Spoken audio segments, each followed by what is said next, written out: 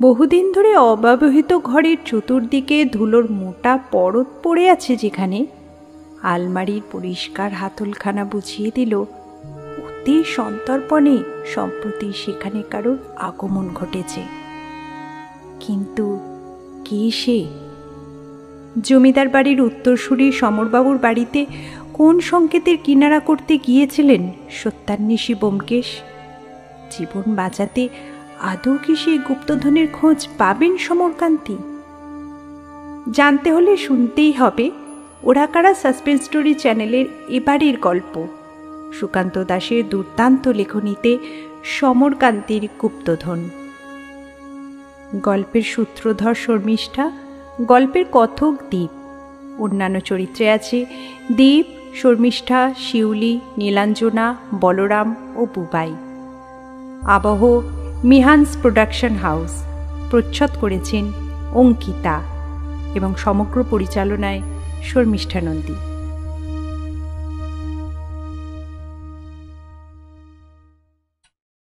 ভদ্রলোক ব্যোমকেশের কাছে সামনের চেয়ারে বসে আছেন। আমি আর ব্যোমকেশ পাশাপাশি দুটো চেয়ারে বসে ভদ্রলোকের কথা শুনছি। মাঝখানে একবার সত্যবতী এসে আমাদের চা দিয়ে গেছে। ভদ্রলোক আজ সকাল থেকে অনেক চেষ্টা করেই বাড়িটা খুঁজে পেয়েছেন বলে আমাদের জানিয়েছেন। প্রথমেই একটা বিশেষ প্রয়োজনে তিনি এখানে এসেছেন। যথারীতি সকলে এই কারণেই ব্যোমকেশের সাথে দেখা করতে আসে। তবে এই ভদ্রলোক এসেছেন উত্তর কলকাতার এক বনেদি পরিবার থেকে। ভদ্রলোকের নাম সমরকান্তি রায়। পাবার সময় তাদের বেশ রমরমা ব্যবসা ছিল, কিন্তু সেই ব্যবসা এখন তলানিতে এসে ঠেকেছে। এক ছেলে ও এক মেয়ে রয়েছে। এছাড়া ভদ্রলোকের স্ত্রী এবং তাদের বাড়িতে একটি কাজের লোকও রয়েছে। সব মিলিয়ে মোট 5 জন সদস্য ভদ্রলোকের বাড়িতে থাকে। এখনো পর্যন্ত ভদ্রলোক এই কথাগুলোই আমাদের সামনে বলেছেন। এখন চুপ করে বসে সামনে রাখা চায়ের কাপে মাঝে মাঝে চুমুক দিচ্ছেন আর মাথা তুলে এদিক ওদিক তাকাচ্ছেন। আমি জানি ভদ্রলোক নিজে থেকে কিছু বলা শুরু না করলে ব্যোমকেশ ওনাকে কিছু বলবে না। তাই আমি অপেক্ষা করতে লাগলাম ভদ্রলোকের চা শেষ হয়ে যাওয়ার জন্য। তারপরেই বোধহয় ভদ্রলোক কথা বলা শুরু করবেন। কোনো কেসে ব্যোমকেশের সাথে তদন্ত করবার সময় ব্যোমকেশ বারবার আমাদের বলে ছোট ছোট সমস্ত ব্যাপারগুলো ভালো করে পর্যবেক্ষণ করতে, কারণ পরবর্তীকালে এই ছোট ছোট ব্যাপারগুলোই আমাদেরকে অনেক বেশি সাহায্য করতে পারে। তাই আমি ভদ্রলোককে আপাদমস্তক ভালো করে দেখতে লাগলাম। পরনে ধুতি আর পাঞ্জাবি থাকলেও সেগুলো যে বেশ দামি তা বোঝা যায়। চোখের ওপর একটা ভারী চশমা তার চোখের দৃষ্টি যেন আরো তীক্ষ্ণ করে দিয়েছে। মাথার চুল প্রায় অর্ধেকের বেশি সাদা হয়ে এসেছে। গায়ের রং ফর্সাই বলা চলে। তবে গোটা মুখে বসন্তের গুটি গুটি দাগ রয়েছে। পুরুষ মানুষের মুখ পরিষ্কার চকচকে হলে বোধহয় তেমন একটা ব্যক্তিত্ব ফুটে ওঠে না। এই ভদ্রলোকের পক্ষে সেই কথাটা একদম সত্যি। তার মুখের গুটি বসন্তের দাগ যেন তার ব্যক্তিত্বকে আরো প্রখর করে চলেছে। ব্যোমকেশ বাবু, আমি তো আপনাকে প্রায় সব কথাই বললাম আমার বাড়ির ব্যাপারে। তবে এখন যে সমস্যার জন্য আমি আপনার কাছে এসেছি সেটাই খুলে বলি। আসলে বেশ কয়েক মাস ধরে আমার ব্যবসা খুবই খারাপ অবস্থায় চলছে। এই অবস্থায় আমি মহাজনদের কাছ থেকে ধার করে ব্যবসা আবার দাঁড় করাতে পারি, কিন্তু সেক্ষেত্রে বাজারে আমার নাম খারাপ হয়ে যাবে। বুঝতেই পারছেন, একবার যদি বাজারে সবাই বুঝতে পারে যে আমি অর্থ কষ্টের মধ্যে রয়েছি, তাহলে আমার সাথে ব্যবসা করতে খুব সহজে সবাই রাজি হবে না, আর তার প্রভাব আমার ব্যবসার উপর পড়বে। এই অবস্থায় আমি নিজেকে বাঁচানোর জন্য আমার স্ত্রীর গয়নাপত্র কিংবা বাড়িতে যে সমস্ত দামি জিনিস রয়েছে সেগুলো বিক্রি করে টাকা জোগাড় করতে পারি। তবে সেগুলো আমি করতে চাই না, কারণ বাবা আমায় শিখিয়েছেন যতই সমস্যায় থাকি না কেন বাড়ির জিনিসপত্র কখনো বিক্রি করা উচিত নয়। তাই আমি আমাদের বাড়িতে একটা গুপ্তধন রয়েছে সে ব্যাপারে একবার অনুসন্ধান করার চেষ্টা করতে চাইছি। যদি সেটা পাওয়া যায় তাহলে তো আমার ব্যবসায়ের অর্থকষ্টও থাকবে না। আপনার বাড়িতে গুপ্তধন? তার মানে আপনার বাড়িতে সত্যি কি কোনো গুপ্তধন রয়েছে? আমি আর আমার পূর্বপুরুষেরা ব্যবসায়ী হলেও আমরা আসলে জমিদারের বংশধর।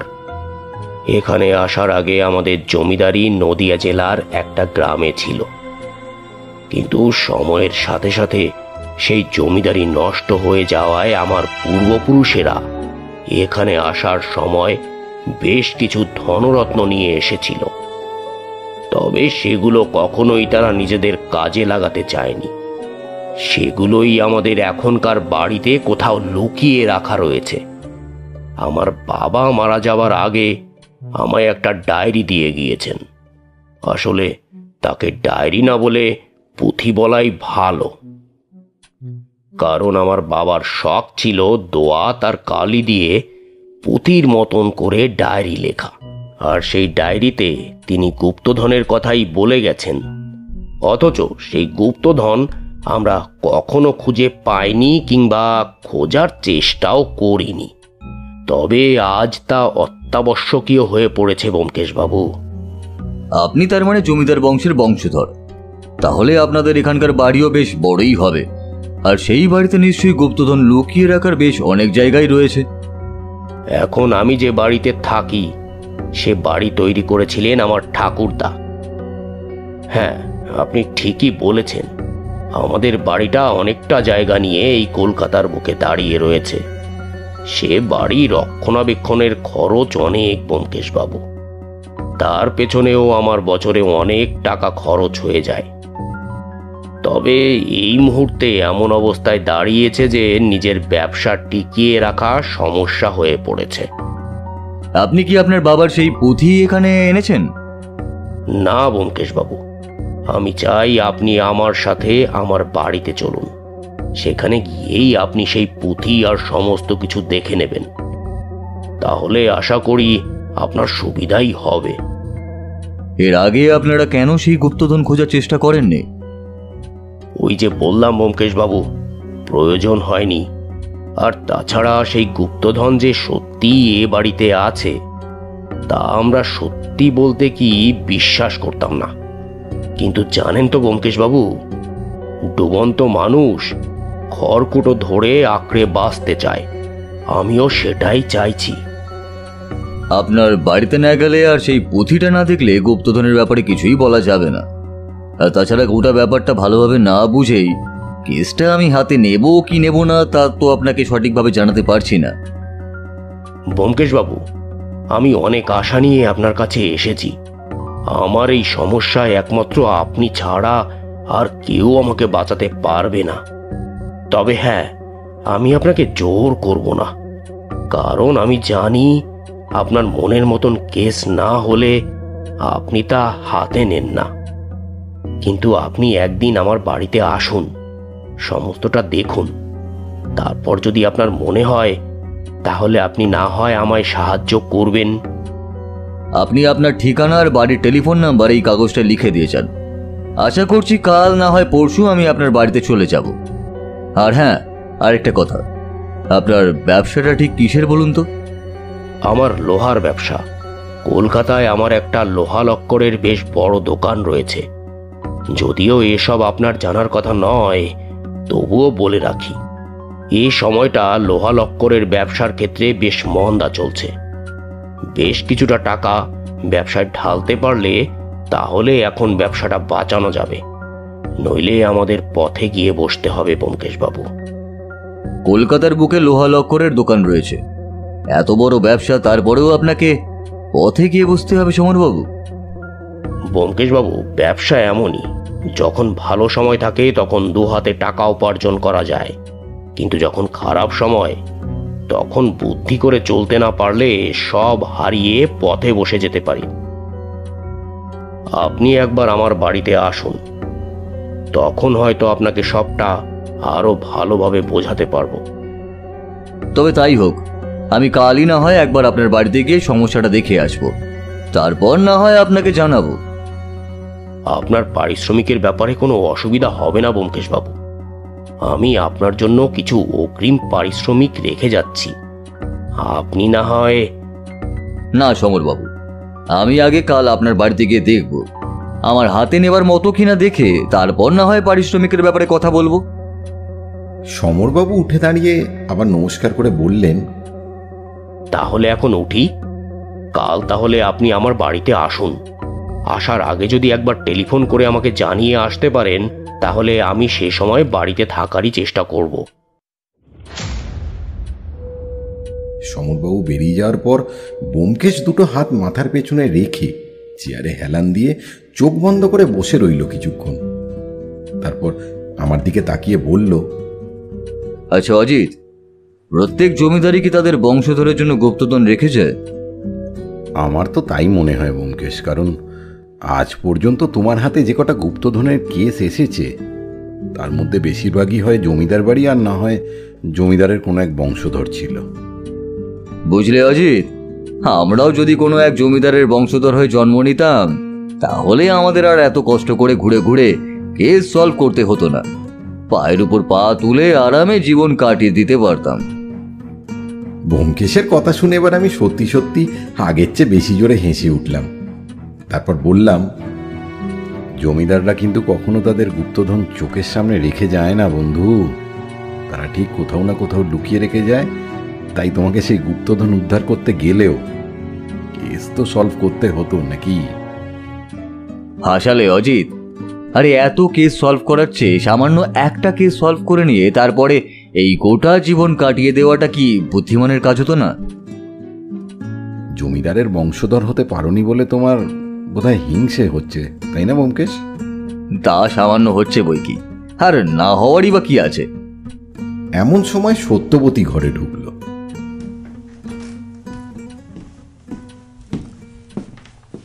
কি ব্যাপার বলো তো তোমাদের? আবার জমিদারের বংশধরের কথা কোত্থেকে এলো বলো তো? সত্য বুঝলে, বড় জন্মে আমি পারলে জমিদারেরই বংশধর হব, এই সাধারণ মানুষ হয়ে ঠিক মজা নেই কোনো। তোমার আবার কি হলো বলো তো? এই জমিদারের বংশধরের ব্যাপারটা তোমার মাথায় ঢুকলো কোথা থেকে? আমি হাসতে হাসতে কথার উত্তর দিলাম, আরে বৌঠান, একটু আগে যে ভদ্রলোক এসেছিলেন তিনি নদিয়ার কোনো এক গ্রামের জমিদারের বংশধর। এখন অনেক দিন আগেই তারা গ্রাম ছেড়ে শহরে এসেছে, আর এই ভদ্রলোক বিশ্বাস করেন যে তার পূর্বপুরুষের বাড়িতে কোথাও না কোথাও কোনো গুপ্তধন লুকিয়ে রেখেছে। এখন সেই কাজটাই ব্যোমকেশের ওপর ন্যস্ত হয়েছে, গুপ্তধন খুঁজে দেওয়ার। তাই ওর মাথায় এই জমিদারের বংশধরের ব্যাপারটা ঢুকেছে। ওই করো এই ঠাকুরপো, ওই ভদ্রলোক কি সত্যি সত্যি গুপ্তধনের সন্ধান চালানোর জন্য ওর কাছে এসেছিল? আমি মাথা নাড়িয়ে সম্মতি জানাতেই সত্যবতী বেশ উত্তেজিত হয়ে বলল, এই শোনো না, এইবার না গুপ্তধন খুঁজে পেলে আমায় একবার দেখতে নিয়ে যাবে। কিন্তু ভদ্রলোকের বাড়ি কোথায়? উত্তর কলকাতার কাছে। ওই টেবিলের ওপর কাগজে ঠিকানা, টেলিফোন নম্বর সব লেখা আছে। সত্যবতী কাগজটা তুলে নিয়ে দেখতে দেখতে বলল, খুব বেশি দূরে নয়। এই আমি কিন্তু এবার গুপ্তধন দেখতে যাব, যখন তোমরা সেটা খুঁজে বার করবে। ব্যোমকেশ এতক্ষণ আমাদের কথাটা শুনছিল, এবার বেশ গম্ভীরভাবে বলল, তোমার আশা পূরণ হবে কিনা বলতে পারছি না সত্য, কারণ ভদ্রলোকের বাড়িতে আদৌ গুপ্তধন আছে কিনা তার সঠিক কোনো নিশ্চয়তা নেই। আর আমার যদ্দূর মনে হচ্ছে তার বাড়িতে গুপ্তধন পাওয়া গেলেও সে গুপ্তধন ভদ্রলোকের কাজে আসবে কিনা তা জানা নেই। ব্যোমকেশের গলার স্বর আর কথার পরিবর্তনে আমি আর সত্যবতী দুজনে একবার তার দিকে তাকালাম। তারপর সত্যবতী আমার দিকে তাকালো। ব্যোমকেশ বাইরে জানলার দিকে তাকিয়ে অন্য মনুষ্কের মতনই বলে উঠল, গুপ্তধন গুপ্তধন, কিন্তু কেন জানি না আমার ষষ্ঠ ইন্দ্রিয় বলছে এই গুপ্তধন ছাড়াও এই বাড়িতে আরো কিছু একটা ঘটবে। পরদিন সকালে আমরা গিয়ে পৌঁছলাম সমরকান্তি রায়ের বাড়িতে। সমরবাবু যেমন বলেছিলেন তার বাড়িটা কিন্তু ঠিক তেমনি, বেশ বড় আকারের একটা দোতলা বাড়ি, একটা বড় জমি শেষের দিকে রয়েছে। তার সামনে বেশ কিছুটা খোলা জায়গার এক পাশে বাগান, আর এক পাশে থাকা কিছু লম্বা লম্বা গাছের সারি। তার মাঝখান দিয়ে বাড়িতে যাওয়ার রাস্তা। আমরা যখন গিয়ে পৌঁছলাম তখন সমরবাবু নিজেই বাড়িতে ছিলেন। আসলে ব্যোমকেশ টেলিফোনে তাকে আমাদের আসার কথাটা জানিয়ে দিয়েছিল, তাই হয়তো এই ব্যবস্থা। সমরবাবুর সাথে আমরা গিয়ে নিচের তলার একটা ঘরে বসলাম। একটু পরেই এক মহিলা চা নিয়ে এসে আমাদের সামনে রাখলেন। সমরবাবু পরিচয় করিয়ে দিলেন। ব্যোমকেশ বাবু, ইনি আমার স্ত্রী কামিনী। নমস্কার প্রতি নমস্কারের পর কামিনী দেবী বললেন, আপনার কথা আমি অনেক শুনেছি ব্যোমকেশবাবু। আজ যে আমাদের প্রয়োজনে আপনাকে আমাদের বাড়ি আসতে হবে এটা কখনো ভাবিনি। তা আপনার সাথে পরিচয় হয়ে বেশ ভালোই লাগলো। আচ্ছা কামিনী দেবী, আপনি কি নিজেও বিশ্বাস করেন যে এ বাড়িতে কোনো গুপ্তধন রয়েছে? তা ঠিক বলতে পারবো না ব্যোমকেশবাবু, তবে এই বাড়িতে আসার পর থেকে গুপ্তধনের একটা কথা আমি শুনেছি অনেকবার। আর উনি বলেন আমার শ্বশুরমশাইয়ের লেখার ডায়েরিতে নাকি ওই গুপ্তধনের কথাও রয়েছে, তবে সেটা উদ্ধার করা আমাদের কাজ নয়। সমরবাবু, আপনি সেই পুঁথিটা নিয়ে আসুন তো একবার। সমরবাবু বাইরে বেরিয়ে কিছুক্ষণের মধ্যেই একটা বেশ মোটা ধরনের পুঁথি হাতে নিয়ে ঘরে ঢুকলেন। সেটা টেবিলের ওপর রেখে বললেন, এই সেই পুঁথি ব্যোমকেশ বাবু, এতেই আমার বাবা গুপ্তধনের কথা লিখে গিয়েছেন। পুঁথিটা লাল ছালু দিয়ে বাঁধা। সেটার গেট খুলে আসল পুঁথিটা বের করে সমরবাবু ব্যোমকেশের দিকে এগিয়ে দিলেন। ব্যোমকেশ পুঁথিটার হলদে হয়ে যাওয়া পাতা আর পুরনো ধরনের মলাট একবার নেড়ে ছেড়ে দেখে তারপরে কয়েকটা পাতা উল্টে বলল, হাতের লেখা বেশ সুন্দর। এত সুন্দর হাতের লেখা খুব একটা দেখা যায় না সমরবাবু। সমরবাবু একটু হেসে বললেন, তাই ঠিক ব্যোমকেশ বাবু, আমার বাবার হাতের লেখার প্রশংসা অনেকেই করেছেন, কিন্তু আমি অনেক চেষ্টা করেও তার মতো হাতের লেখা করতে পারিনি জানেন।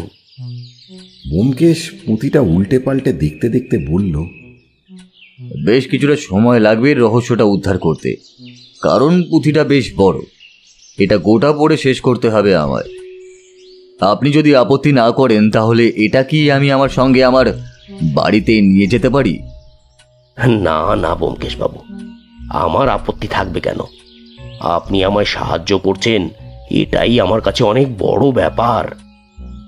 আপনার বাবা মৃত্যুর আগে যে ঘরে থাকতেন সেই ঘরটা কি একবার দেখা যাবে? আমাদের চায়ের পর্ব শেষ হতেই আমি, ব্যোমকেশ আর সমরবাবু ঘোরানো সিঁড়ি বেয়ে দোতলার একটা ঘরে গিয়ে ঢুকলাম। দোতলার পাশাপাশি তিনটে ঘর, তার মধ্যে দুটো ঘরের একটাতে সমরবাবুর ছেলে আর অন্যটাতে সমরবাবুর মেয়েকে দেখা গেল। তাদের দুজনের বয়স ওই 15 কি 16 বেশি হবে না। তারা তাদের ঘরেই ছিল। আমাদের দেখে একবার বাইরে এসে দাঁড়ালো শুধু। আমরা যে ঘরটায় ঢুকলাম সেটা তালা বন্ধ করা ছিল।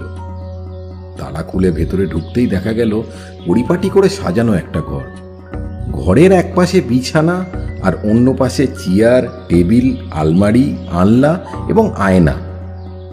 ঘরের ভেতরে দুটো জানলা রয়েছে, তবে সেগুলো এখন বন্ধ। ব্যোমকেশ ঘরের ভেতরে ঢুকে ঘুরতে ঘুরতে বলল, আপনার বাবার মৃত্যুর পর থেকে বোধহয় এই ঘরটা আর খোলা হয়নি, তাই না? না ব্যোমকেশ বাবু, আসলে আমরা নিচের ঘরেই থাকি আর ওপরের ঘরে আমাদের ছেলে মেয়েরা থাকে। এই ঘরটা আমাদের খুব একটা প্রয়োজন হয় না। এরকম ভাবে বন্ধ থাকে একটা ঘর, অথচ আচ্ছা, আপনার বাবার মৃত্যু কতদিন আগে হয়েছে? প্রায় বছরখানেক তো হবেই। ব্যোমকেশ যেন নিজের মনে মনেই বলতে লাগলো, বছর খানেক? কিন্তু আপনি নিশ্চিত যে তারপর থেকে এই ঘরে ঢোকা হয়নি? মানে ঘর পরিষ্কার করার জন্য অথবা অন্য কোনো কারণে? না ব্যোমকেশ বাবু, তবে 2 বার খোলা হয়েছিল। তখন আমি নিজের হাতেই খুলেছিলাম। ঠিক কী কারণে খুলেছিলেন সেটা কি জানতে পারি? বাবার সমস্ত জিনিসপত্র আমরা এই ঘর থেকে সরিয়ে নিয়ে গিয়েছি, শুধু আসবাবপত্রগুলোই রয়েছে। সেই কারণে একবার খোলা হয়েছিল, আর তারপরে খোলা হয়েছিল কি একটা কারণে, তবে সেটা এখন ঠিক মনে পড়ছে না। সেটা মনে না করতে পারলেও হবে, তবে ঠিক কতদিন আগে শেষবার খোলা হয়েছিল সেটা মনে আছে কি? ওই তো বাবার মৃত্যুর পরপরই একবার খোলা হয়েছিল। তারপর ধরুন মৃত্যুর মাস দুয়েক পরে আর একবার খোলা হয়েছিল। ব্যোমকেশ আলমারির দিকে তাকিয়ে থাকতে থাকতে মুখের ওপর একটা হাত রেখে বলল, আচ্ছা বুঝলাম, চলুন সমরবাবু, আমার আজকের মতো দেখা হয়ে গেছে। আমি আর ব্যোমকেশ সমরবাবুর বাড়ি থেকে বেরিয়ে এলাম। আর আসার আগে সমরবাবুর বাবার হাতে লেখা সেই পুঁথি কিংবা ডায়েরি আমরা সঙ্গে করে নিয়ে এলাম। বাড়ি ফিরে ব্যোমকেশ পুঁথিটা লাল ছালুতে মুড়িয়ে আবার টেবিলের একপাশে রেখে দিল। তারপর চেয়ারে বসতে বসতে বলল, তোমার মনে কি প্রশ্ন আছে করে ফেলো অজিত। আমার মনে প্রশ্ন আছে, তা তুমি কি করে জানলে? সমরবাবুর বাবার ঘরে যখন আমি সমরবাবুকে বললাম যে তিনি শেষ কবে এই ঘরে ঢুকেছেন, তখনই থেকে তোমার মনে একটা প্রশ্ন জাগতে শুরু করেছে অজিত, যে আমি কেন এই প্রশ্নটা করলাম, কি তাই তো? হ্যাঁ, তা তো ঠিকই, কিন্তু হঠাৎ এই প্রশ্ন করার কারণ কি? তুমি সমরবাবুর ঘরের আলমারির হাতলটা দেখেছিলে? আমি অবাক হয়ে ব্যোমকেশের দিকে তাকিয়ে প্রশ্ন করলাম, হাতল? কিন্তু হাতলে কি লেগেছিল? হাতলে কিছুই লেগেছিল না অজিত, আর সেটাই আমার চিন্তার কারণ।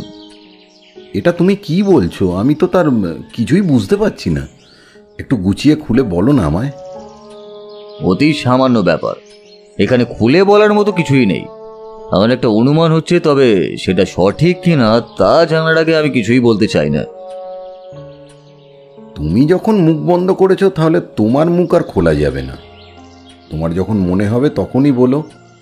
তবে এবার এখন কি করবে? ওই ডায়েরিটা পড়ে শেষ করবে নাকি? ওটা ছাড়াই কেসে এগিয়ে যাওয়ার মতো আর কিছুই নেই অজিত, তাই আজ রাত্রে এই ডায়েরিটা পড়ে শেষ করতে হবে। আমি উঠে দাঁড়াতে দাঁড়াতে বললাম, তাহলে তুমি ডায়েরিটা শেষ করো, আমি স্নানে গেলাম। গোটা একটা দিন কেটে গেল। এর মাঝে আর বলার মতো তেমন কিছুই ঘটল না। ব্যোমকেশ সমরবাবুর বাবার দেওয়া সেই পুঁথিটা নিয়ে পড়ায় ব্যস্ত হয়ে রইল। এ সময় আমিও আর তাকে বিরক্ত করলাম না। নিজের মতোই আমি আগের কেসের সমস্ত ঘটনাগুলো পরপর সাজিয়ে লিখে রাখতে লাগলাম। ব্যোমকেশ যেভাবে ডায়েরিটা পড়ে চলছিল, তাতে গোটা একদিনের মধ্যে যে শেষ হয়ে যাবে তা আমি বুঝতে পারছিলাম। এর মধ্যে ব্যোমকেশের সাথে আমার আর তেমন কোনো কথা হলো না। একবার সে আমাকে তার ঘরে ডেকে নিয়ে বলল, গোটা ডায়েরিটা প্রায় অর্ধেকের বেশি লেখা আছে সমরবাবুর পূর্বপুরুষদের জমিদার বংশের ইতিহাস নিয়ে। সত্যিই সমরবাবুরা নদিয়া জেলার একটা গ্রামের জমিদার ছিলেন, আর সেখান থেকে চলে আসার সময় এই বংশের এক পূর্বপুরুষ বেশ কিছু ধনরত্ন নিয়ে এখানে এসেছিলেন। তবে তার কোনো উল্লেখ পরবর্তীকালে কিন্তু কোথাও নেই। অনেক পরে সমরবাবুর ঠাকুরদাই ধনসম্পত্তির খোঁজ পান এবং সেটা সেখান থেকে সরিয়ে অন্য কোথাও রেখে দেন। এই কথাটা সমরবাবুর বাবা ছোটবেলায় জানতেন, তবে বড় হয়ে কিভাবে জানি না তিনি একদিন গুপ্তধনের জায়গাটা খুঁজে পেয়েছিলেন এবং সেটা তিনি নিজে ব্যবহার না করে রেখে দিয়েছিলেন পরের প্রজন্মের জন্য। কারণ তার মনে হয়েছিল এই গুপ্তধন পরবর্তীকালে তার বংশধরদের কাজে লাগবে, বংশ টিকিয়ে রাখার জন্য। ব্যোমকেশ থামতেই আমি বললাম, তাহলে এই কারণেই সমরবাবুর বাবা গুপ্তধন লুকিয়ে রেখে তার একটা সূত্র ডায়েরিতে কোথাও রেখে গেছে, তাই তো? গোটা ডায়েরিটা না পড়ে শেষের দিক থেকে পড়লেই হয়তো গুপ্তধনের ব্যাপারটা জানা যেত, কিন্তু কোনো কাজ আমার অর্ধেক করতে পছন্দ হয় না, তাই প্রথম থেকেই পড়া শুরু করেছি। মনে হয় আজ রাতেই ওই গুপ্তধনের ব্যাপারে কোনো একটা সূত্র মিলবে। আমি উত্তেজনায় মনের ভেতরে কেমন একটা লাফিয়ে উঠলাম। তারপর বললাম, তাহলে আর সময় নষ্ট করো না ব্যোমকেশ, আজ রাতের মধ্যেই ডায়েরিটা শেষ করে ফেলো, তারপর আমরা নেমে পড়ব গুপ্তধন উদ্ধারে। আমার কথা শুনে হেসে ফেলল। তারপর বলল, ব্যাপারটা তো সোজা হবে না অজিত। তোমার কি মনে হয় আর কেউ এই গুপ্তধন উদ্ধারের চেষ্টা করেনি? সমরবাবু খামাখাই আমায় কেন গুপ্তধন উদ্ধারের জন্য ডাকতে যাবেন? তিনি তো নিজেই ডায়েরি পড়ে সেটা উদ্ধার করে ফেলতে পারতেন। আমার মনে হয় উনি নিজেও এটা পড়েছেন। তুমি কি বলতে চাইছো বলো তো ব্যোমকেশ? ব্যোমকেশ চেয়ার ছেড়ে উঠে ঘরের মধ্যে পাচারি করতে করতে বলল, দুটো ব্যাপার হতে পারে, হয় গুপ্তধন যেখানে থাকার সেখানে রাখার নেই, আর দ্বিতীয়ত গুপ্তধন এমন কোথাও লুকিয়ে রাখা আছে যেটা খুঁজে পাওয়া খুব একটা সহজ নয় অজিত। কিন্তু তাই বলে তুমি কি হাল ছেড়ে দেবে? আমাদের তো একবার চেষ্টা করে দেখতে হবে নাকি? হাল ছেড়ে দেবো কে বলেছে? আমি এর শেষ পর্যন্ত দেখব, তারপরেই ছাড়ব। পূর্ব থেকে পশ্চিম যখন সূর্য ওঠে মাথার উপর, সূর্য ঘড়ি সময় দেখায় ঠিক মাঝেতেই থামবে যখন। মায়ের ঘরে পশ্চিমেতে হাঁটতে থাকো বয়স ধরে, মৃত্যুর আগে থামবে যেথায়, লক্ষ্মী সেথায় মাটির মাটির ঘরে। ব্যোমকেশ একটা কাগজে কথাগুলো লিখে আমার দিকে বাড়িয়ে দিল। আমি অবাক হয়ে এসে তাকিয়ে দেখতে দেখতে বললাম, এসবের মানে কি ব্যোমকেশ? সমরবাবুর বাবা মারা যাওয়ার ঠিক কয়েকদিন আগে এই ডায়েরিতে এই ছড়াটা লিখে রেখে গেছেন। যে পাতায় এই ছড়াটা লেখা রয়েছে তার আশেপাশেই কিন্তু গুপ্তধনের একটা আভাস দিয়েছেন। সোনা দানা ভরা একটা বাক্স ওই বাড়ির কোথাও তিনি দেখেছেন, যার খোঁজ চালাতে গেলে আমার মনে হয় এই ছড়াটা আমাদের কাজে লাগবে। কিন্তু এই ছড়াটার মানে কি হতে পারে? সূর্য ঘড়ি একটা কথা রয়েছে, কিন্তু সমরবাবুর বাড়িতে তো কোনো সূর্য ঘড়ি নেই। সেটাই তো ভাবছি অজিত, ও বাড়িতে কোনো সূর্য ঘড়ি নেই, তবে একটা মন্দির কিন্তু আছে। আমার মনে হয় আমাদের সমরবাবুর বাইরে বাড়ির চারপাশটা ভালো করে দেখা দরকার, যদি এই ছড়ার সাথে মিল থাকা কোনো সূত্র একটা খুঁজে পাওয়া যায়। এই কারণেই সমরবাবু কিংবা তার বাড়ির কেউ এই গুপ্তধন খুঁজে পায়নি, তাই না? এটাই হয়তো তার কারণ, তবে কেন জানি না আমার মনে হয় এই গুপ্তধনের পেছনে আরো কেউ রয়েছে। কিন্তু ব্যোমকেশ, ও বাড়িতে তো সমরবাবু আর তার স্ত্রী ছাড়া একমাত্র কাজের লোকই রয়েছে, আর তার ছেলে মেয়ের বয়স বেশ কম। তাদের সাথেই খোঁজ চালানোর ব্যাপারে কোনো কারণ নাও থাকতে পারে। কিন্তু অজিত, আমার কেন জানি না মনে হচ্ছে এই গুপ্তধনের কেসটা শুধুমাত্র গুপ্তধন নিয়েই থাকবে না, এর সাথে আরো কিছু রয়েছে। তুমি সব ব্যাপারে একটু বেশি ভেবে ফেলেছো ব্যোমকেশ, আর তার জন্যই এই সমস্যাটা হচ্ছে। তুমি ছড়াটার মানে উদ্ধার করার চেষ্টা করো, তাহলেই তো গুপ্তধন বেরিয়ে আসবে। চলো অজিত, আজ একবার সমরবাবুর বাড়ি থেকে ঘুরে আসি, আর সেই সূর্য ঘড়ির ব্যাপারটা আসলে কি সেটা বার করার চেষ্টা করা যাক। আমরা আবার সমরবাবুর বাড়িতে গিয়ে পৌঁছলাম। তিনি আজ বাড়িতেই ছিলেন, তাই তার সাথে দেখা হয়ে গেল। ব্যোমকেশ অন্য কিছু না বলেই সোজাসুজি ঘড়ির ব্যাপারটা জিজ্ঞেস করে বসলো। আপনাদের বাড়িতে কি কোনো সূর্য ঘড়ি রয়েছে? মানে ধরুন আপনার বাবার সময় কিংবা আপনার ঠাকুরদার সময়। সমরবাবু যেন অবাক হয়ে বললেন, সূর্য ঘড়ি? না তো, আমি এরকম কথা তো ছোট থেকে কোনোদিন শুনিনি। আপনার বাবার ডায়েরি পড়ে যতটা জানা গেছে তাতে একটা ছড়া রয়েছে, আর সেই ছড়াটার ব্যাপারে জানতে পারলেই আমার মনে হয় আমরা গুপ্তধনের কাছাকাছি পৌঁছে যাব। তবে তার জন্য সূর্য ঘড়িটা খুঁজে বের করা খুবই প্রয়োজন। ছড়াটা আমিও দেখেছি ব্যোমকেশবাবু, তবে তার কোনো মানে উদ্ধার করতে পারিনি।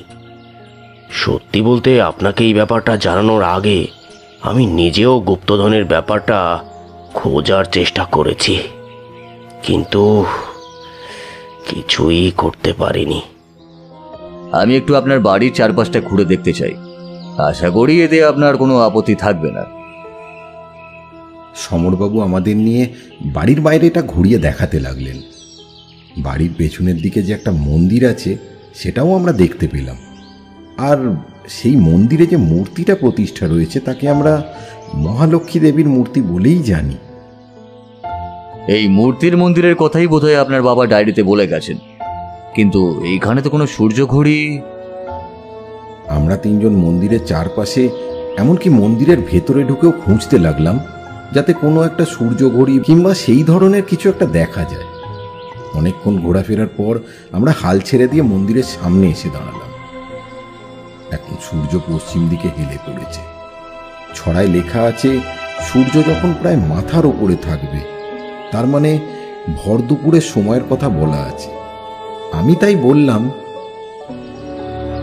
ব্যোমকেশ, আমার মনে হয় এখন আমরা সেই সূর্য ঘড়ির সন্ধান পাবো না, কারণ এখন সূর্য পশ্চিমে হেলে রয়েছে। ছড়ায় বলা হয়েছে যখন সূর্য মাথার উপরে থাকবে, তার মানে তো দুপুরের সময়। সেই ব্যাপারটা আমি বুঝতে পেরেছি অজিত, তবে সূর্য ঘড়ি খুঁজে না পাওয়া গেলে দুপুরের সময় এ বাড়িতে এসেও আমরা কিন্তু কিছুই খুঁজে পাবো না। আমরা কথা বলছি এমন সময় ঘরের ভেতরের দিক থেকে একটা প্রায় 24-25 বছরের ছেলে আমাদের দিকে এগিয়ে আসতে লাগলো। সমরবাবু সেই দিকে তাকিয়ে বললেন, এ হলো আমাদের বাড়ির কাজের লোক বিহারী কাকার ছেলে। ভাবছি ওকে আমার ব্যবসার কাজে লাগিয়ে দেব, তাতে ছেলেটার একটা গতিও হবে। তো বেশ, তো ভালোই ভেবেছেন। তবে এ কি মাঝে মাঝেই আপনাদের এখানে আসে? বিলু, ইনি হলেন ব্যোমকেশ বাবু। ওই তোমায় বলেছিলাম না আমার বাড়ির গুপ্তধনের ব্যাপারটা, ওটা উনিই দেখছেন। আমার মনের ভুল হতে পারে, তবে এই কথাটা শোনার সাথে সাথেই বিলুর চোখ মুখের ভাবটা কেমন যেন সামান্য সময়ের জন্য পরিবর্তন হয়ে গেল। তারপরেই সে সময় নিয়ে নিজের মুখের ভাবটা পরিবর্তন করে আবার হাসি মুখে এগিয়ে এসে বলল, নমস্কার। এবার আমরা চারজনে মিলে মন্দিরের চারপাশে ঘুরে সেই সূর্য ঘড়ির কোনো একটা অংশ খুঁজতে লাগলাম, কিন্তু না, তেমন কিছুই পাওয়া গেল না। মাঝে মাঝে বিলুকে আমি লক্ষ্য করছিলাম, দেখছিলাম সে কেমন একটা দিশেহারা ভাবে খুঁজে চলেছে, যেন এখানে কিছু পাওয়া যাবে না এই ব্যাপারটা সে ইতিমধ্যেই বুঝে গেছে। যদিও সেই ব্যাপারটা আমরা নিজেরাও বুঝতে পেরেছিলাম, তবুও আমার কেমন যেন ছেলেটাকে প্রথম দিক থেকেই সন্দেহজনক বলে মনে হতে লাগলো। অথচ তার কিন্তু কোনো কারণ নেই। সেই দিনের মতো সমরবাবুর বাড়ি থেকে আমরা ফিরত এলাম। ফিরে আসার সময় সমরবাবু বারবার বলে দিলেন, ব্যোমকেশ বাবু, ব্যবসাটাকে আর কয়েকদিনই কোনো মতে বাঁচিয়ে রাখতে পারবো। বাজারে অনেক টাকা ধার হয়ে গিয়েছে, এবার কিছু একটা না হলে আমার বাড়িটা বিক্রি করে দিতে হবে। কথা বলতে বলতে সমরবাবুর গলা ধরে এসেছিল, তবে ভদ্রলোক বেশ শক্ত বলে কোনো মতে সামলে নিয়ে আমাদের বিদায় জানালেন। আমরা বাড়ি থেকে বেরিয়ে যাওয়ার সময়ও দেখলাম ঘরের দরজার কাছে বিলু নামে সেই ছেলেটি দাঁড়িয়ে আছে। ব্যোমকেশ ঘরে বসে খাতার পাতায় লেখা সেই ছড়াটা নিয়ে কি যেন করতে লাগলো। মাঝে মাঝেই অন্য খাতার মধ্যে কিছু শব্দ লিখে রাখতে শুরু করেছে। আমি বুঝতে পারলাম এই সময় ওকে বিরক্ত করা যাবে না, তাই আমি নিজের ঘরে চলে গেলাম। কিন্তু একটু পরেই পুঁটিরাম এসে আমায় জানালো যে ব্যোমকেশ ডেকে পাঠিয়েছে। আমি ব্যোমকেশের কাছে যেতেইও বলে উঠল, অজিত, মনে হয় আমি কবিতাটার ব্যাপারে কিছুটা বার করতে পেরেছি, কিন্তু সব সমস্যা এসে দাঁড়াচ্ছে ওই সূর্য ঘড়িটার কাছেই। কারণ সেটা খুঁজে না পেলে কিন্তু গুপ্তধন খুঁজে পাওয়া যাবে না। কিন্তু ব্যোমকেশ, আমরা তো ওই বাড়িটা ভালোভাবে খুঁজে দেখেছি, কোথাও কোনো সূর্য ঘড়ি নেই। আর তাছাড়া সমরবাবু তো জানতেন এই ব্যাপারে। কি হয়েছে বলো তো? গুপ্তধন খুঁজে পেলে তোমরা? না সত্য, একটা ছড়া নিয়ে সমস্যায় পড়েছি। কই আমায় একবার বলো দেখি, আমি কিছু বের করতে পারি কিনা। পূর্ব থেকে পশ্চিম যখন সূর্য ওঠে মাথার উপর, সূর্য ঘড়ি সময় দেখায় ঠিক মাঝেতেই থামবে যখন। মায়ের ঘরে পশ্চিমেতে হাঁটতে থাকো বয়স ধরে, মৃত্যুর আগে থামবে যেথায়, লক্ষ্মী সেথায় মাটির মাটির ঘরে। সূর্য ঘড়ি? তাহলে সূর্য ঘড়ি খুঁজে পেলেই তো মনে হয় গুপ্তধনের একটা সন্ধান পাওয়া যাবে।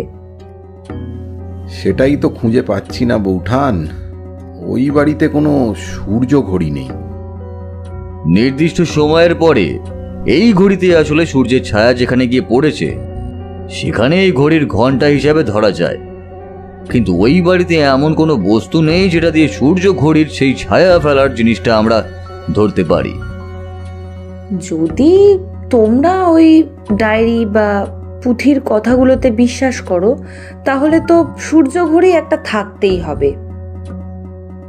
সত্যবতীর কথা শুনে ব্যোমকেশ যেন একটু চমকে উঠল। তারপরও বলল, আশ্চর্য, এই ব্যাপারটা এতক্ষণ আমার মাথায় আসেনি কেন? আরে তাই তো, সূর্য ঘড়ি না থাকলেও চলবে। আমাদের শুধু দুপুরের একটা বিশেষ সময় একটা ছায়াকে অনুসরণ করতে হবে। এবার গোটা ব্যাপারটা আমার মাথায় এলো। আমিও তাই অবাক হয়ে বললাম, মনে হয় ওই মন্দিরটার সাথে এই সূর্য ঘড়ির ব্যাপারে কোনো একটা সম্পর্ক আছে ব্যোমকেশ। ব্যোমকেশ চোখ বুজে হেলান দিয়ে কি যেন ভাবতে লাগলো। আমি আর সত্যবতী এরোর মুখ চাচাই করেই চুপ করে রইলাম। প্রায় কিছুক্ষণ পর ব্যোমকেশ আচমকা উঠে গিয়ে টেলিফোনে সমরবাবুর নম্বরটা ধরল। তারপর নিচু স্বরে কি কথা বলল আমরা সেভাবে শুনতে পেলাম না। তবে এটা বুঝতে পারলাম যে ব্যোমকেশ সমরবাবুকে কিছুটা সাবধান হয়ে থাকতে বলল। ব্যোমকেশ এসে চেয়ারে বসতেই আমি বললাম, ব্যোমকেশ, তুমি সমরবাবুকে সাবধানে থাকতে বললে কেন? তোমার কি মনে হয় সমরবাবুর ওপর কেউ আক্রমণ করতে পারে? গুপ্তধনের পেছনে শুধু আমরা নেই অজিত, আরো কেউ আছে, সেটা আমার আগেই মনে হয়েছে। তাই সমরবাবু এবং তার পরিবারের একটু সাবধানে থাকা প্রয়োজন। এই কথাটা এর আগে আমারও মনে হয়েছিল, তাই আমি আর ব্যোমকেশকে অযথা প্রশ্ন করলাম না। রাতের খাওয়া সেরে আমরা যে যার মতো ঘরে চলে গেলাম। শুধু যাবার আগে ব্যোমকেশকে দেখলাম খাতা খুলে সেই ছড়াটা নিয়ে তার মানে উদ্ধার করার চেষ্টা তখনও করে চলেছে। আমি নিজের ঘরে শুয়ে একটা কাগজে ছড়াটা লিখে ফেললাম। তারপর একটা একটা করে লাইন পড়ে পড়ে তার মানে উদ্ধার করার চেষ্টা করতে করতে কখন যে ঘুমিয়ে পড়েছি তা মনে নেই। সকালে ঘুমটা ভাঙল ব্যোমকেশের ডাকাডাকিতে। অজিত ওঠো, আমাদের বেরোতে হবে। অজিত, এত দেরি পর্যন্ত ঘুমালে হবে? আমি বিছানায় উঠে চোখ ডলতে ডলতে বললাম, আজ এত তাড়াতাড়ি বের হতে চাইছো ব্যোমকেশ? ছড়াটার মানে বোধহয় আমি উদ্ধার করে ফেলেছি, তবে সেটা সমরবাবুর বাড়িতে গিয়ে কাজে না লাগানো পর্যন্ত বোঝা যাবে না। আমি দুপুর হওয়ার আগে আগে ওই বাড়িতে পৌঁছে যেতে চাই, যাতে আমাদের কাজে দেরি না হয়ে যায়। সে কি, তুমি উদ্ধার করে ফেলেছো? তাই তো মনে হচ্ছে, তবে কাজটা এখনো কঠিন হতে পারে অজিত। এই বলছো উদ্ধার করে ফেলেছো, আবার এখন বলছো কাজটা কঠিন হতে পারে। তুমি নিজে জানো তুমি কি বলছো? এই ব্যাপারটা নিয়ে এখন আমি ভাবতে চাইছি না অজিত, কারণ আমার মাথায় অন্য একটা ব্যাপার ঘুরছে। কোন ব্যাপার? ওই আলমারির হাতলের ব্যাপারটা। এ কি শুরু করলে তুমি বলো তো ব্যোমকেশ? হ্যাঁ, আমরা খুঁজতে বসেছি গুপ্তধন, আর তুমি সেই প্রথম থেকে আলমারির হাতল নিয়ে পড়ে রয়েছো। তোমায় বোঝা সত্যিই দুষ্কর ব্যোমকেশ। তুমি সেদিন গোটা ঘরটা দেখেছো অজিত, কিন্তু আলমারির হাতলটা ভালোভাবে লক্ষ্য করোনি। যদি লক্ষ্য করতে তাহলে বুঝতে পারতে আমি কেন এই কথাটা বলছি। যাকগে, ওসব এখন বাদ দাও, চলো তৈরি হয়ে নাও, আমাদের সমরবাবুর বাড়িতে যেতে হবে।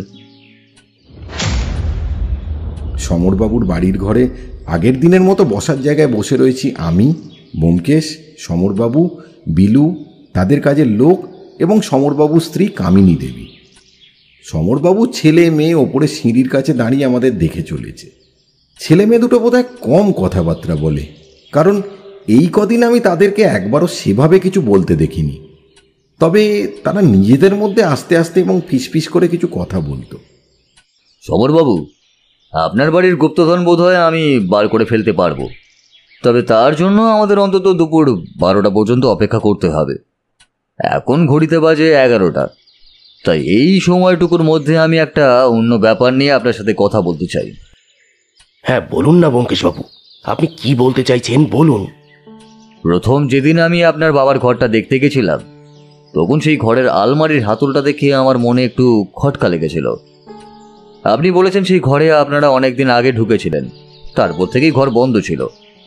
কিন্তু সেদিন যখন আমি আলমারির হাতলটা দেখেছি, তখন সেই হাতলের উপর কিন্তু ধুলো ছিল না, বরং গোটা আলমারির গায়ে, এমনকি মেঝেতেও সামান্য ধুলো পড়েছিল। আর সেই ধুলোর পরতের মধ্যে কিন্তু একটা স্পষ্ট পায়ের ছাপ ছিল, যেগুলো আমাদের পায়ের ছাপের থেকে আলাদা, কারণ সেই পায়ের ছাপের মাপ আমাদের তিনজনের চেয়ে অনেকটা কম। সেদিন আমরা তিনজন ছাড়া অন্য কেউ কিন্তু সেই ঘরে ঢোকেনি। আমার মনে হয় ওই ঘরে অন্য কেউ ঢুকেছিল, যে ওই আলমারিটা খুলেছিল কোনো কিছুর জন্য। এই ব্যাপারে আপনার কোনো বক্তব্য? সমরবাবু অবাক হয়ে ব্যোমকেশের কথা শুনছিলেন। এবার ব্যোমকেশ থেমে থেকে প্রশ্ন করতেই তিনি বললেন, কিন্তু ব্যোমকেশবাবু, ওই ঘরের চাবি তো আমার স্ত্রীর কাছে তার বিছানার তলাতেই থাকে, আর আমার ছেলে কিংবা মেয়ে ওই ঘরের পাশে থাকলেও কখনোই এ কাজ করবে না। আপনারা 4 জন ছাড়া কিন্তু এ বাড়িতে আরো 2 জন রয়েছে সমরবাবু। কিন্তু কাকা এ কাজ করতে যাবে কেন? তবে কি ব্যোমকেশবাবু আপনি বিলুর কথা বলছেন? সেটাই, কারণ ওকে ছাড়া সন্দেহ করার জন্য আমি আর কাউকেই খুঁজে পাচ্ছি না। আর আপনি যখন বলেছেন ও মাঝে মাঝে এই বাড়িতে আসে, আমার যতদূর মনে হয় এর আগে ও যখন এখানে এসেছিল তখনই কোনোভাবে ওই ঘরের দরজা খুলে আলমারি খুলে দেখেছে। কি আমি ঠিক বলছি তো বিলু? ব্যোমকেশের কথায় বিলু কিছুক্ষণ মাথা নিচু করে বসে রইল। তারপর বলল, আমি বাবাকে অনেকবার বলেছিলাম ওই ডায়েরিটা আমায় দেখাতে। ওই ডায়েরির ছড়াটার কথা আমি একবার শুনেছিলাম দাদাবাবুর কাছ থেকে। তবে ওটা হাতে পেলে আমি গুপ্তধনটা খুঁজে দেখতে পারতাম। তাই সেদিন আমি বিছানার তলা থেকে চাবি নিয়ে ওই ঘরের আলমারি খুলে দেখেছিলাম যে ওই ঘরেই ডায়েরিটা আছে কিনা। তবে অন্য কিছুর জন্য কিন্তু নয় ব্যোমকেশবাবু। বলেই বিলু আবার মাথা নিচু করল। ব্যোমকেশ বিলুর দিকে তাকিয়ে সামান্য হেসে বলল, বিলু, আমি জানি তুমি অন্য কিছুর জন্য কাজ করনি, কারণ তুমি সেদিন যখন আমাদের সাথে মন্দিরের চারপাশে সূর্য ঘড়ি খুঁজে চলেছিলে তখন কিন্তু আমি দেখেছি তুমি কেমন গা ছাড়া ভাবে খুঁজছো। এর কারণ তুমি নিজেও জানো যে ওখানে কোনো সূর্য ঘড়ি নেই, আর সেটা জানো বলেই তুমি আমাদের সাথে শুধু খোঁজার ভান করেছিলে মাত্র। তুমি তখনও জানতে না তুমি আসার আগেই আমরা 4-5টা খুঁজে ফেলেছি। তাই তোমায় আমি দেখে ওই আলমারির হাতলের কথাটা মনে পড়ায় তোমাকে একবার পরীক্ষা করে দেখবার জন্য খোঁজার কথা বলেছিলাম। ব্যোমকেশের কথা শুনে বিলু মাথা তুলে অবাক হয়ে তাকিয়ে রইল ব্যোমকেশের দিকে। তারপর বলল, আমি বুঝতে পারিনি আপনি ধরে ফেলবেন যে আমি আলমারিটা খুলেছি। আর সেদিন সত্যিই আমি জানতাম যে ওখানে কোনো সূর্য ঘড়ি নেই। তবুও আপনারা বলছিলেন তাই আপনাদের সাথে খোঁজার নাটক করছিলাম। আমার মনে হয় তুমি নিজেও ওই ছড়াটার মানে কিছুটা উদ্ধার করে ফেলেছো, তাই না বিলু? বিলু এবার মাথা নিচু করেই ওপর নিচে মাথা নাড়ল।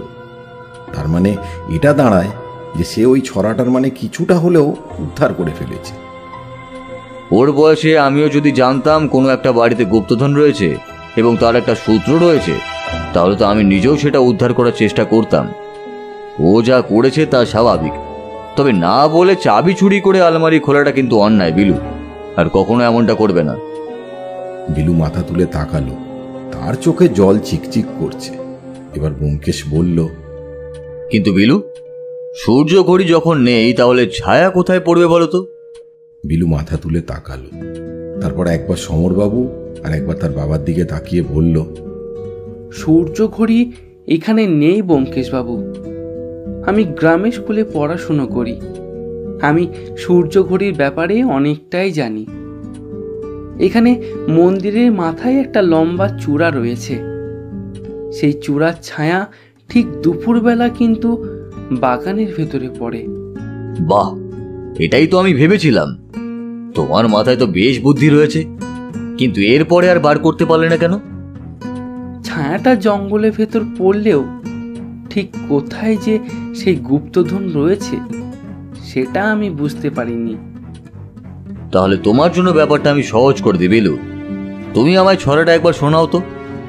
পূর্ব থেকে পশ্চিম যখন সূর্য ওঠে মাথার উপর, সূর্য ঘড়ি সময় দেখায় ঠিক মাঝেতেই থামবে যখন, মায়ের ঘরে পশ্চিমেতে হাঁটতে থাকো বয়স ধরে, মৃত্যুর আগে থামবে যেথায়, লক্ষ্মী সেথায় মাটির মাটির ঘরে।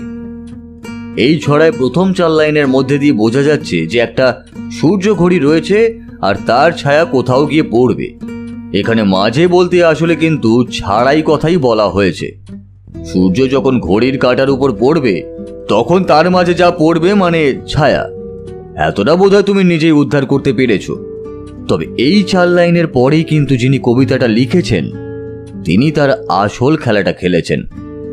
মায়ের ঘরে পশ্চিমে বলতে এখানে যে পশ্চিম মন্দির রয়েছে তার কথাই বলা হয়েছে, কিন্তু এর সাথে সাথে পশ্চিমে ব্যাপারটা অন্য আরেকটা কাজে লেগেছে, আর যেটা হলো গুপ্তধনের নির্দেশ। কিন্তু হাঁটাতে থাকো বয়স ধরে, এই ব্যাপারটা কি ব্যোমকেশবাবু? শুধু হাঁটতে থাকো বয়স ধরে, এই লাইনটা নিয়ে পড়ে থাকলে আপনি কিছুই বুঝতে পারবেন না সমরবাবু। আপনাকে পর পর 2টো লাইন পড়তে হবে, যেমন হাঁটতে থাকো বয়স ধরে, মৃত্যুর আগে থামবে যেথায়। এই লাইনটা নিয়ে আমি অনেক কিছু ভেবেও প্রথমে কিছুই উদ্ধার করতে পারিনি, তবে তারপরই মনে হলো যে আপনার বাবা এই ছড়াটা লিখেছিলেন তার মৃত্যুর ঠিক আগে। তার মানে তিনি জানতেন যে তিনি আর কিছুদিনের মধ্যেই অসুস্থতার জন্য বা অন্য যে কোনো কারণে মারা যাবেন। তাই গুপ্তধন লুকিয়ে রাখার জায়গাটা তিনি খুব হিসেব করে তার নিজের বয়স হিসেবে নির্দেশ করেছেন। ব্যোমকেশের এই কথাটা শুনে আমি অবাক হয়ে গেলাম। আরে তাই তো, সমরবাবুর বাবা মৃত্যুর আগে যেখানে থামবেন, মানে যে বয়সে, সেটা একটা সংখ্যা আসলে। ব্যোমকেশ তখনও বলে চলেছে। শেষ লাইনে কিন্তু একটা মাটির ঘরের কথা বলা হয়েছে, তবে সবচেয়ে সমস্যার ব্যাপার হলো এখানে মাটি শব্দটাকে 2 বার ব্যবহার করা হয়েছে। এর সাধারণ ব্যাখ্যাটা প্রথমে আমিও বুঝতে পারিনি, তারপর যখন প্রথমে সূর্য ঘড়ির ব্যাপারটা পরিষ্কার হলো তখনই বুঝতে পারলাম। কিন্তু এই লাইনটার মানে কি ব্যোমকেশবাবু? মাটির ঘরে বলতে এমন কোনো একটা ঘর যেখানে গুপ্তধন আছে, কিন্তু দ্বিতীয় মাটি শব্দটা আসলে মাটির নিচে বোঝাচ্ছে। সমরবাবু প্রায় লাফিয়ে উঠে বললেন, তার মানে ঠিক দুপুরে মন্দিরের চূড়া থেকে ছায়াটা যেখানে পড়বে সেখান থেকেই কি বাবার বয়স হিসাবে 70 পা দিয়ে আমাদের সেই গুপ্তধন খুঁজে বার করতে হবে? ব্যাপারটা অনেকটা তাই। বাইরে গিয়ে ব্যাপারটা না দেখা পর্যন্ত আমরা কিছুই বুঝতে পারবো না। চলুন বাইরে যাওয়া যাক। আমরা সবাই বাইরে এসে দাঁড়ালাম। ঘরের দেওয়াল ঘড়িতে তখন 12টা বাজতে মাত্র 5 মিনিট বাকি। মন্দিরের সামনে গিয়ে দাঁড়াতেই মন্দিরের চূড়ায় লম্বা একটা পাথরের স্তম্ভ দেখা গেল। ব্যোমকেশ বিলুকে বলল, বিলু, তুমি ছাদে চলে যাও, গিয়ে দেখো এই পাথরের থামের উপর পড়া রোদের আলোর ছায়াটা ঠিক কোথায় গিয়ে পড়েছে, সেটা আমায় জানাও, তাহলেই আমরা জায়গাটা বার করতে পারবো। বিলু ব্যোমকেশের কথা শুনে ছাদে চলে গেল এবং একটু পরেই বাগানের ভেতর থেকে একটা নির্দিষ্ট দিকে আঙুল তুলে দেখিয়ে বলল, ব্যোমকেশবাবু, ওই সামনের নারকেল গাছটার দিকে ছায়া পড়েছে। ছায়াটা লম্বা হয়ে পড়ার কথা বিলু, তুমি ভালো করে দেখো ছায়াটা কোথায় গিয়ে শেষ হচ্ছে। তারপর কিছুক্ষণ কেটে গেল রুদ্ধশ্বাসে। বিলুর দেখানো একটা নির্দিষ্ট জায়গায় ছাওয়াটা শেষ হয়েছে। সেখান থেকে আমরা গুনে গুনে 70 পা পশ্চিমের দিকে এগিয়ে গিয়ে আরও একটা বড় গাছের তলায় গিয়ে দাঁড়ালাম। বিলু ততক্ষণে ঘরের ভেতর থেকে একটা কোদাল নিয়ে এসেছে। বিলু আর তার বাবা মিলে ব্যোমকেশের দেখিয়ে দেওয়া একটা নির্দিষ্ট জায়গা খুঁড়তে লাগলো। খুঁড়তে খুঁড়তে বেশ কিছুক্ষণ পর একটা শক্ত কিছুতে কোদালের ফলা লাগতেই ওরা থেমে গেল। কিছুক্ষণ পর মাটির তলা থেকে উঠে এলো একটা 4 কোণা মাঝারি মাপের বাক্স।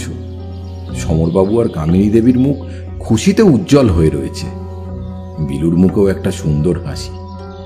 সমরবাবু ছিটকিনিটা খুলে এক টানে বাক্সটা খুলে ফেলতেই ভেতর থেকে এই দুপুরের আলোয় চকচক করে উঠল বেশ কিছু সোনার গহনা, আর তার উপর ছড়িয়ে থাকা 4-5টা বোধহয় হিরে কিংবা অন্য কোনো দামি পাথর হবে। সমরবাবু, আপনার মনে হয় বিলু ছেলেটা সত্যিই ভালো। সে গুপ্তধন খোঁজার উত্তেজনায় একটা ভুল কাজ করে ফেলেছে, তাকে আপনি ক্ষমা করে দেবেন। আপনি যেটা ভালো বুঝবেন ব্যোমকেশবাবু। আর ছেলেটি সত্যিই ভালো, আমি জানি। কাজে কর্মে বেশ মন আছে। তাহলে আপনার কাজ শেষ হয়ে গেল। আশা করি আপনার ব্যবসাতে আর কোনো সমস্যা হবে না। হ্যাঁ, এখন আমরা চলি। আমরা বেরিয়ে যাবার আগেই সমরবাবু একটা সাদা খাম ব্যোমকেশের হাতে ধরিয়ে দিল। আমি বুঝতে পারলাম এটা হলো পুরস্কার তার গুপ্তধন খুঁজে দেবার জন্য। আমি আর ব্যোমকেশ হাঁটতে হাঁটতে বড় রাস্তার দিকে এগিয়ে গেলাম একটা ভাড়া গাড়ির খোঁজে। ব্যোমকেশের ঘরের চেয়ারে দুজনে বসে রয়েছি। সত্যবতী চা নিয়ে এসে আমাদের সামনে বসে বলল, গুপ্তধন উদ্ধার হলো তাহলে? হ্যাঁ হলো, তবে এই গুপ্তধন উদ্ধার করে আবার সেই আফসোসটা মাথার ভেতর নড়াচড়া দিয়ে উঠছে, বুঝলে সত্য? আফসোস? কিসের আফসোস? ব্যোমকেশ কেমন যেন একটা অদ্ভুত স্বরে বলল, একটা জমিদারের ঘরে জন্মাতে পারলেই ভালো হতো সত্য, তাহলে বারবার খুঁজতে হতো না, একবার গুপ্তধন খুঁজে নিলেই হতো। ব্যোমকেশের কথা বলার স্বরে যেন কি একটা ছিল। আমি আর সত্যবতী দুজনেই হেসে উঠলাম।